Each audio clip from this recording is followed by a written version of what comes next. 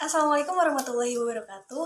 Hai, aku Hetul Lestari, mahasiswa Ilmu Pendidikan Agama Islam angkatan 2024. Jadi, kali ini aku mau review buku yang telah aku baca dari Carol yang judulnya Self Theories. Ini untuk covernya. Untuk covernya sendiri ya minimalis. Nah, buku ini tuh menyoroti beberapa cara orang berpikir dan bertindak. Dimana di buku ini tuh dijelasin bahwa kecerdasan tuh ada dua. Yang pertama tuh kecerdasan entitas, dan yang kedua ada kecerdasan inkremental. Kecerdasan entitas ini meyakini bahwa kecerdasan itu tetap ada pada diri seseorang tuh dan tidak dapat diubah. Nah, kebalikannya, kecerdasan inkremental ini beranggapan bahwa kecerdasan itu dapat diubah, dapat dikembangkan melalui usaha seseorang, melalui upaya gitu. Nah, ketika terjadi hambatan atau tantangan kecerdasan entitas nih, orang yang berpandangan kecerdasan entitas itu cenderung menyerah, mudah menyerah gitu. Kebalikannya, jadi untuk kebalikannya sendiri berarti kecerdasan inkremental malah mencari strategi baru untuk menyelesaikan hal tersebut.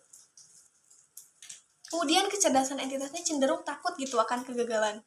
Jadi mereka tuh hanya berfokus pada hasil yang membuat mereka tuh dapat terlihat cerdas. Jadi ya kalau disuruh milih tugas mah kecerdasan entitas tuh pasti bakal milih kecerdasan yang gampang lah, yang membuat mereka tuh terlihat cerdas. Jadi mereka tuh sangat amat menghindari terlihat bodoh. Kebalikannya, untuk kecerdasan inkremental kebalikannya, mereka tuh milih tugas yang memiliki tantangan yang membuat mereka tuh dapat berkembang. Jadi alih-alih milih tugas yang mudah, yang kalau pilih tugas yang mudah tuh mereka bakal mikir, kenapa sih pilih tugas kayak begini, kayak buang-buang waktu aja. Jadi ya gitulah, ya gitu. Kemudian kecerdasan entitas tuh cenderung mengalami penurunan. Contohnya dalam kasus ketika siswa tersebut di sekolah dasar naik tingkat ke sekolah menengah pertama. Kan di sekolah dasar tuh tugas-tugas yang diberikan tuh cenderung mudah gitu dapat dikerjakan. Sementara di sekolah menengah pertama tuh, tugas yang diberikan itu sedikitnya lebih susah gitu. Jadi ketika terjadi hal tersebut kecerdasan entitas itu cenderung mengalami penurunan. Inkremental sendiri diuntungkan di situasi ini karena kan mereka tuh menyukai tantangannya, jadi mereka tuh dapat berkembang gitu lebih baik daripada ketika di sekolah dasar.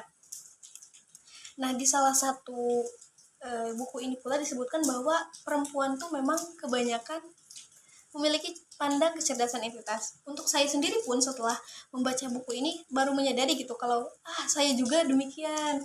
Saya juga ketika menghadapi tantangan justru malah menyerah gitu, mudah menyerah.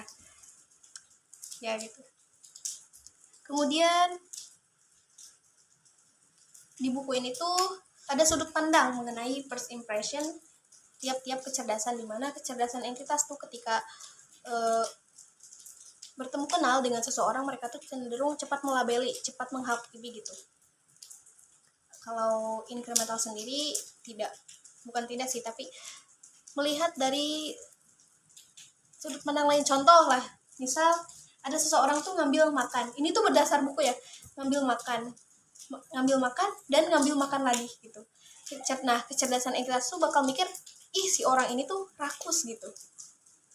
Padahal bisa jadinya si seseorang itu ngambil makan buat orang lain. Nah gitu contohnya. Bukan maksudnya inkremental tuh gak menghakimi dengan cepat ya, tapi mereka tuh melihat dari sudut pandang lain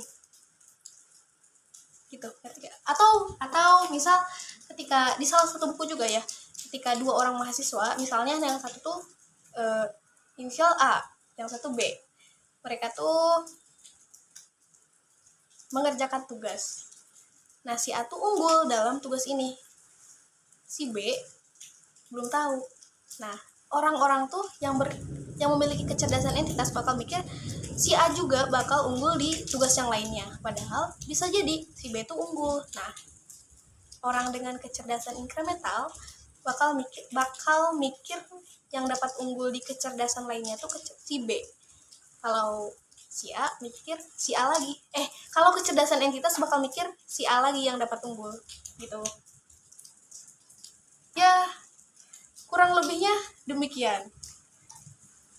Kemudian di salah satu buku ini juga ada yang menyoroti mengenai bentuk-bentuk pujian gitu.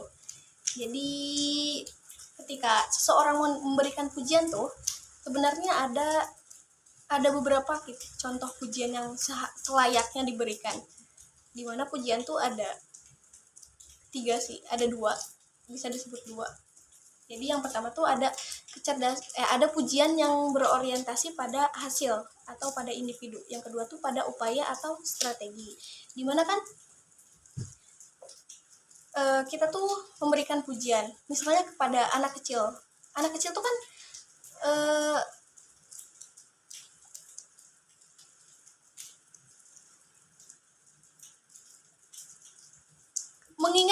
mengingat pujian tersebut. Jadi ketika kita memberikan pujian, si pujian tersebut tuh dapat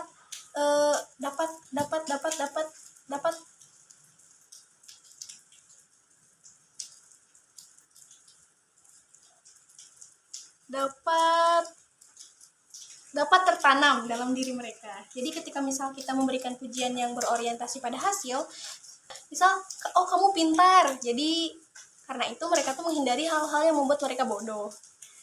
Namun untuk pujian ini seharusnya dihindari. Kemudian untuk pujian kedua, yaitu ada pujian yang mengarah pada upaya atau strategi. Contoh kayak, oh kamu nemuin cara yang benar nih buat nyelesain tugas itu. Ya, gitu pujian yang harusnya diberikan tuh yang demikian. Ini tuh menurut buku ini pula ya, menurut buku ini pula. Ya, segitu aja sih dari aku. Kalau gak ngerti coba dibaca bukunya Self Theories karya Carol S. Dweck. Terima kasih, dah.